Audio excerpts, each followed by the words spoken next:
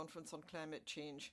I am very proud to be representative here as part of this panel, together with Emmanuel Faber, representing the private sector. I see this as recognition of the work which our group has been doing and the Rothschild Group has been doing for decades to protect the resources of our climate and to combat climate change. I expect the conference in Paris to produce a global agreement to restrict climate change to a maximum of a 2-degree increase and to provide the poorest and the most exposed countries the wherewithal to combat climate change. I know this is a great challenge, but it's up to the international community and the states to provide the cooperative and regulatory framework to organize the response to the challenge of climate change. We, as private players, must see these restrictions turned into opportunities, to see dead ends become ways to open up, to see words become action. My family and my group have decided to carry out this work and have done so for a long time now. With the answers that we can provide to challenges to climate change, we can see that the private sector must be the key player. Our commitment is a long-term commitment. Through our personal actions, the initiatives which have been made by our financial group and our philanthropic organization are pursuing the same objectives.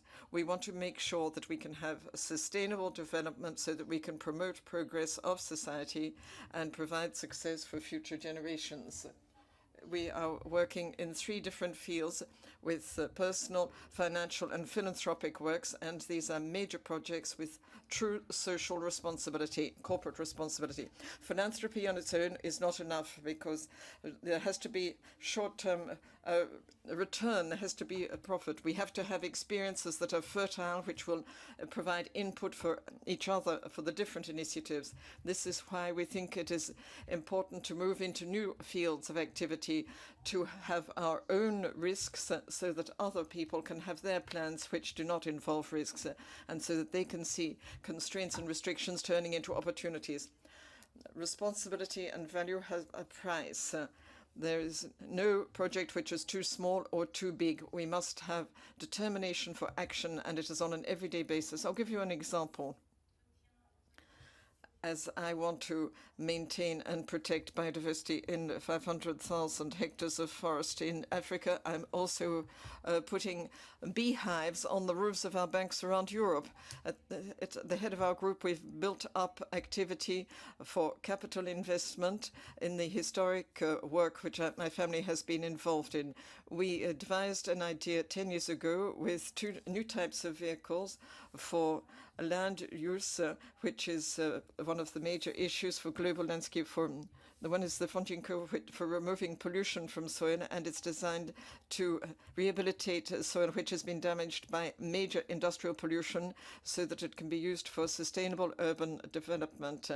Putting emphasis on energy efficiency, we can see that the development there has had 300 million euros in investment. We also have the Moringa agroforestry. We have been working on this long since the last meeting in Copenhagen. We were working on deforestation, which is so important to stop climate change, which is 20% attributable to deforestation. And we saw that this could not just be done through state subsidies, because they are going down, and cannot just be done by philanthropy either. You have to see a number of sustainable projects which are long-term and profitable. These projects offer local communities an outgrowing cooperative approach and gives them the tools for their own development. Moringa has been investing in Africa and South America in cooperative agriculture, forestry, and silver and pastoral projects. And all the small owners, small farmers have been involved in it. This has helped reduce CO2 emissions and has helped combat poverty with better production levels with traditional farming, and doing that to the benefit of the local communities.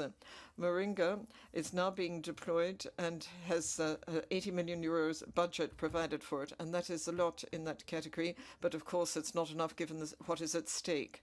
Our objective is to make the first step forward, to test solutions and then expand on them. This fund has provided action, and we want to set up a virtuous circle with sustainable development, social development, and economic development. This means that we have to have a long-term vision looking over a 10 to 20-year time period so that we can have proper impact and a return on the investment. This is a major challenge because this timeline is a long timeline for an investor. But even though the risks are high, it is our responsibility. It is our responsibility for all of us. Technological breakthroughs have seen change going faster and faster, and we can see this with different sectors, but everything has become global. As things come together in the world, the effects of our actions or the effects of our lack of action can be seen immediately. We have a great hope for society around the world because we can now look at what is vital and work together so that we can take in negative externalities and make sure that our objectives converge. With such convergence, we will be able to have access to best practices regardless of the sector and to get the best benefit from innovation as quickly as possible. In a converging world, sustainable development is a key. Of course, companies and institutions funding development have to ensure that the investments they carry out include environmentally, social and governance criteria which are sound. The group has seen support for the Montreal Carbon Pledge and the United Nations support for such sustainable development, and we're working through this with conviction. But given the climate change challenges, we have to change scale. Nothing can be done if we don't have public and private efforts pooled together to work together. Public-private partnerships exist in a number of sectors, and my group has some in Europe, Asia, and Africa, but we need to encourage more of these. To make sure that these are financially viable and to make sure there are more of them. The public investors and public funding have a key role. They have to provide support and encouragement, but they also have to make sure that there is less uncertainty and make sure there is better coverage of risk. This is why we are setting up technical assistance facilities as part of our projects. Private initiatives alone cannot do everything, given the challenge is considered to be $5,000 billion a year in investment if we're going to have green growth over the years to come. For our part, we are working in close collaboration with a number of public institutions. The international, for example, with the World Environment Fund, the African Development Bank, European institutions such as the European Investment Bank, and of course there are French organizations such as the Caisse des Dépôts and others. But there are not enough public-private partnerships. We must have proper cooperation between the private sector and major public institutions, whether these are multilateral development banks, multilateral investment banks, state agencies, or even local executives. These have to be built up. We can then get a leverage effect, particularly as the seed money and venture capital need to be provided at the level to be taken up for the challenge.